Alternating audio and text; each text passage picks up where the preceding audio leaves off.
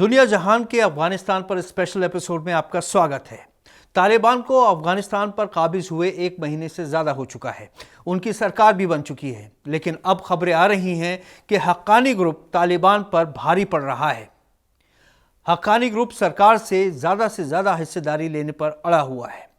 इस सूरत हाल में अफगानिस्तान की सियासत के कई पहलू हैं। देश और दुनिया से इस हफ्ते की बड़ी खबरें लेकर हम हाजिर हैं। मैं हूं आतिर खान।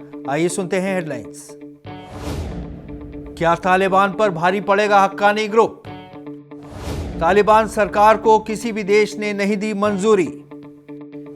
अफगान औरतें उतरी सड़कों पर, लड़ रही हैं हक की लड़ाई। 14 साल के जीनियस हसन अली पढ़ाते हैं एमटेक के छात्रों को। तालिबान को काबुल पर कब्जा किए हुए 1 महीने से ज्यादा हो चुका है। उनकी कैबिनेट को बने हुए भी 15 दिन से ज्यादा बीत चुके हैं। अमेरिका के अफगानिस्तान में छोड़े हुए हथियारों से तालिबानों ने अपने देश के आवाम को तो अपने बस में कर लिया है, लेकिन वो अभी तक अपने अंदर यूनिटी नहीं पैदा कर सके हैं। सत्ता में हर ग्रुप ज्यादा से ज्यादा हिस्सेदारी चाहता है। खबरें आ रही हैं कि हक्कानी ग्रुप और तालिबान में मनमुटाव हो गया है। हक्कानी ग्रुप सरकार से ज्यादा हिस्सेदारी लेने पर अड़ा हुआ है। दोनों के बीच झड़पों की भी खबरें आ रही हैं। कुल मिलाकर हालात कुछ ऐसे बन गए हैं कि जिन मुल्कों ने तालिबान सरकार को रिकग्निशन देने की शुरुआती वादा किया था, वो मुल्क अब कह रहे हैं कि रिकग्निशन देने में वो अभी जल्दबाजी नहीं दिखाएंगे। इसी दौरान एक खबर ये आई है कि आपसी लड़ाई में डिप्टी प्राइम मिनिस्टर मुल्ला अब्दुल गनी बरादर घायल हो गए, लेकिन बाद में इसका खंडन किया गया। इसी तरह खबरें चली कि पाकिस्तान सपोर्टेड हक्कानी ग्रुप तालिबान पर भारी पड़ रहा है, इसलिए उसके बीच झड़पें जारी हैं। दरअसल तालिबान में भी कई शूरे हैं, जैसे कि मीरान शाह शूरा, क्वेटा शूरा, पेशावर शूरा, जिनके बीच विचारों में आपसी मतभेद है। अभी ये नहीं कहा जा सकता कि इस रस्साकशी का अंजाम क्या होगा, लेकिन साफ है कि अफगानिस्तान के हालात अच्छे नहीं लग रहे। अगर यही हाल रहा तो अफगानिस्तान सिविल वॉर की तरफ भी जा सकता है। ऐसे में हिंदुस्तान को और मुल्कों की तरह वेट एंड वॉच की पॉलिसी बरकरार रखनी चाहिए। हाँ, अपने मफादात की हिफाजत करने के लिए तालिबान से संपर्क करने में कोई हर्ज नहीं है, लेकिन अगर परिस्थितियां बदलती हैं तो प्लान बी भी तैयार रहे।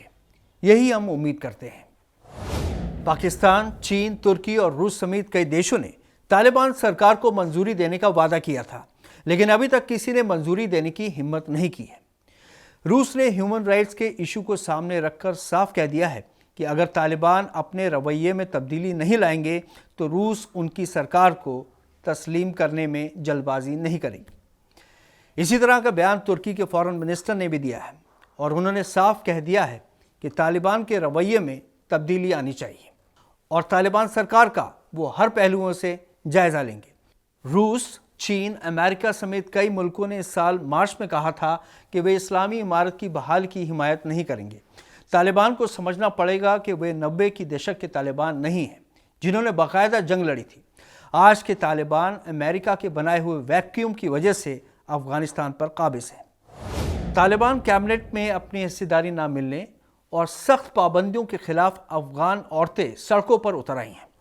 जुलूस में शामिल औरतों को तितर बितर करने के लिए सिक्योरिटी फोर्स ने लाठी, डंडों और बंदूकों का भी इस्तेमाल किया है। इस दौरान औरतों के गुस्से से घबराकर तालिबान के स्पोक्सपर्सन ने ऐलान कर दिया है कि उन्हें दूसरे मरहबे के दौरान सरकार में जगह दी जाएगी। काबुल में औरतों को पीटा गया। जुलूस कवर करने वाले जर्नलिस्ट के साथ मारपीट की गई। अब कैबिनेट बनने के बाद तालिबान ने नया फरमान जारी कर दिया है कि सरकार की मंजूरी के बगैर किसी तरह के जुलूस नहीं किए जाएंगे और कोई बगैर इजाज़त ऐसा करता है तो उसे सख्त सज़ा मिलेगी।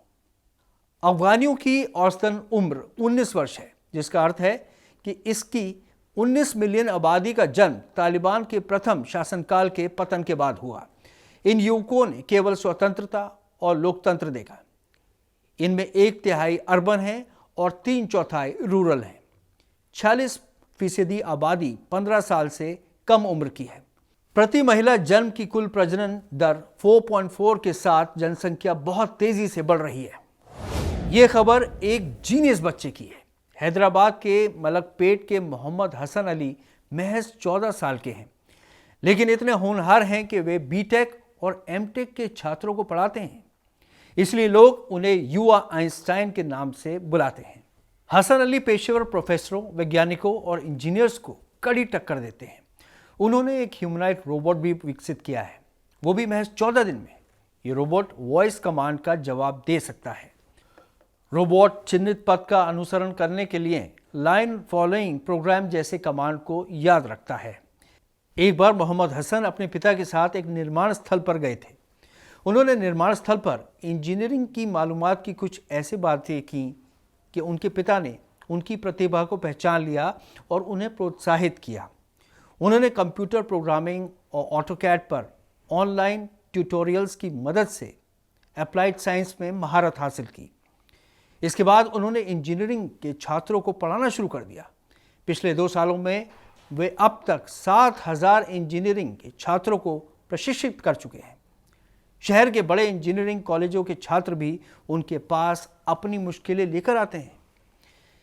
एक एमटेक छात्र का कहना है कि मोहम्मद हसन कई सब्जेक्ट्स पढ़ाते हैं और उनकी हर सब्जेक्ट पर अच्छी पकड़ है। मोहम्मद हसन अली ने देश के बच्चों के लिए एक मिसाल पेश की है। हम उम्मीद करते हैं कि उनको और कामयाबी मिलेगी। इस हफ्ते इतना ही। अगले हफ्ते फिर हाजिर होंगे नई खबरों के साथ। आदाब।